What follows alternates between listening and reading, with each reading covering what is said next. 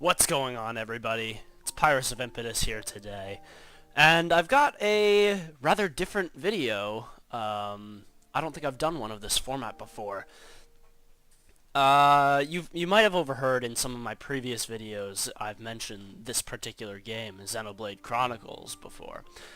It's one of my favorite games of all time, and not too long ago I finished uploading a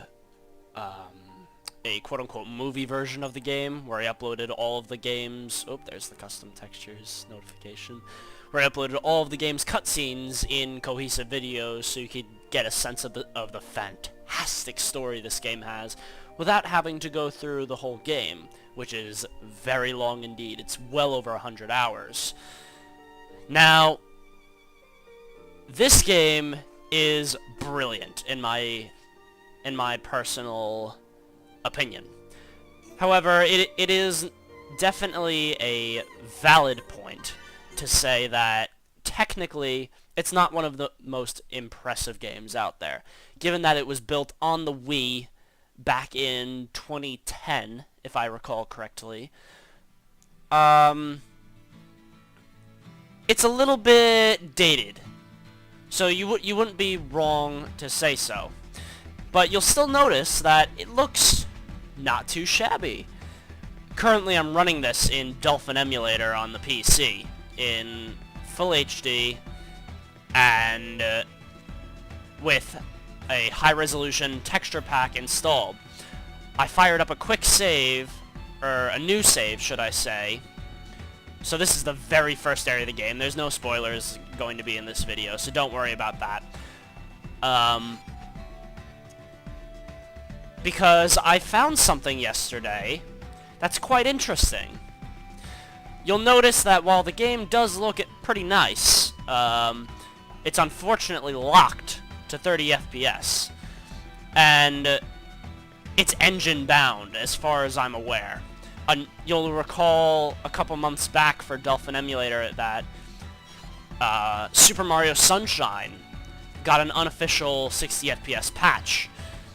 And that was done, to my knowledge, by halving the frame rate.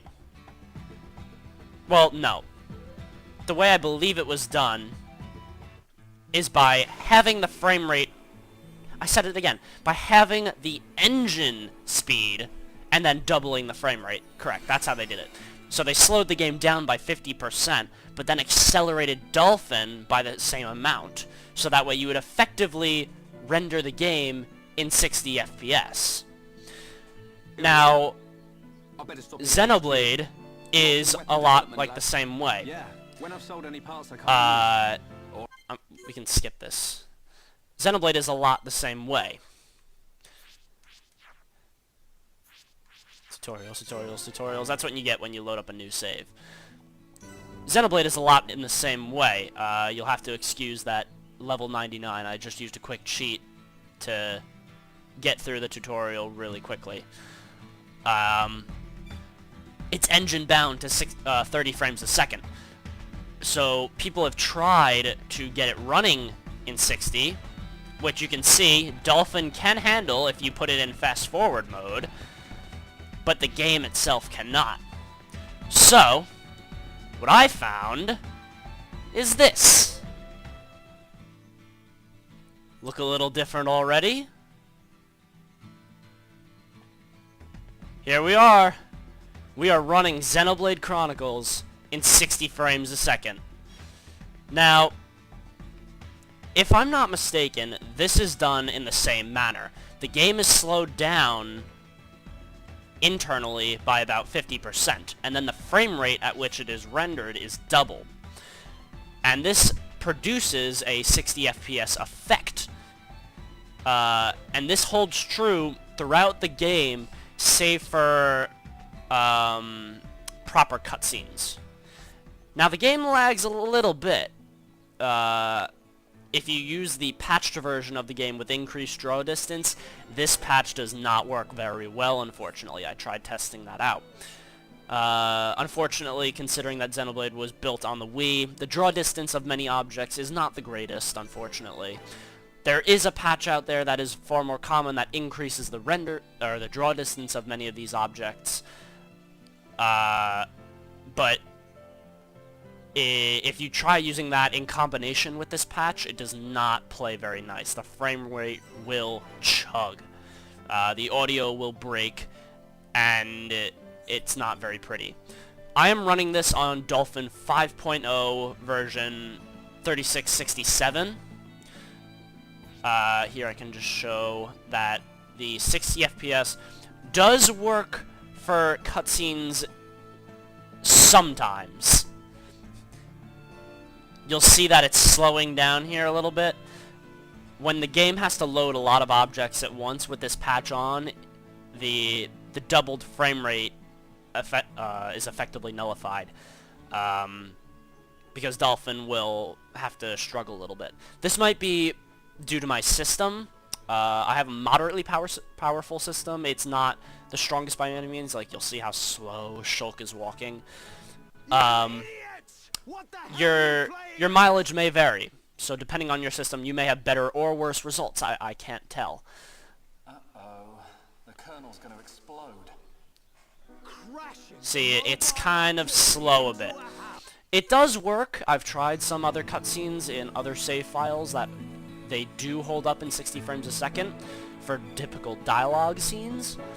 But when you go into a proper cutscene, the frame rate is relocked to 30 because of the way the engine handles the cutscenes. If you were to try and render it in 60, they would all break pretty badly. So, now that I have showcased this patch, it does work, it is functional. I can now show you how to install it. And if any of you have installed the high-res texture pack, it's even easier than that. The texture pack is not difficult to install, but installing this patch is even easier. So, let's get to it then.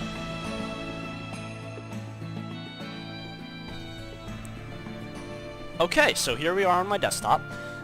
So all you will need to install this patch is Dolphin emulator itself and the patch, which is very simply a text file. So in order to install this, it's really super simple. All you have to do is open up Dolphin. Here's the list of games I have installed. You'll have to go down to Xenoblade, right-click it, click on Properties, and here you will be listed the game's ISO properties that Dolphin has access to. You're going to want to go over to Gecko Codes on the top. And then here, if you've not already installed any kind of cheat codes for the game, this box here would be totally blank. What I would suggest, if that is the case for you, or even if you already have some, you can click Download Codes from the Wii RD database, and that will download any cheats that you haven't already got access to. Now, this patch functions as one of these cheat codes. It would be just the same as if you, say, clicked Get All Max Experience as soon as you gain any, or the Colony 9 Level Swapper to get access to the beta area that was left in the game's files.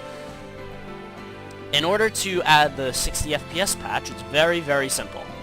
You're going to click Edit Config, and this will open up a text file with all of the stored cheats located inside. You'll see all of these, and you'll see every entry is preceded with a number sign. So every time you have a new cheat, it'll be number sign, or dollar sign should I say, followed by a cheat title, and then the code below it. So, what I'm going to do is add the patch. So I'll keep this window right here. I'm going to open up the patch code, which I will have saved in the description for you to access. I'll paste it right there. It'll be right there ready for you. All you have to do is add a space for where you want to add the cheat. It doesn't matter. It can be anywhere in this file, just between two other cheats. You're going to copy it and paste.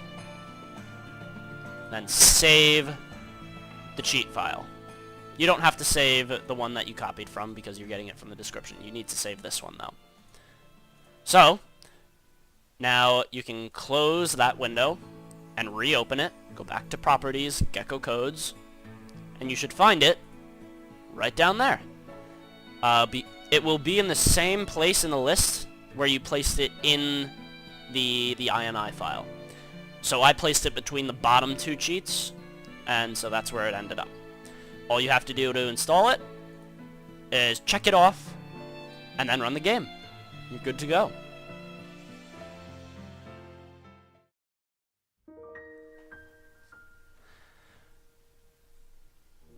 So everybody, I hope you found this useful. Unfortunately, the patch does not work on the title screen, so we can't see that rendered in a smooth 60 frames a second. But it does work for the rest of the game, or at least in the couple areas that I tested. Be warned, like I mentioned earlier, it does not work with the expanded draw distance patch, so you will have to pick one or the other. And this 60 FPS patch is still very shaky in itself. I don't know if at some point somebody will refine it and create a superior version, or if we are stuck with this one for the time being. But even still, it does work, and you could play with it perfectly normally. However, the only drawback is that you will notice frame drops, unlike the original where the frames are constant the whole time. So do use it at your own discretion. I wholeheartedly recommend it, because this game deserves to be viewed in the best light it can get. Between the HD textures, 60 frames a second, and increased draw distance, if all three of those could play nicely together, this game would look fantastic. So that's all I've got for today. I hope you enjoyed this video. If it was helpful, you might want to consider leaving a like, commenting how it helped, or if you have any problems, let me know. Maybe I can try and help you. Until then, though, you might want to subscribe for more, and maybe I'll see you in the next video. But until that time, take care.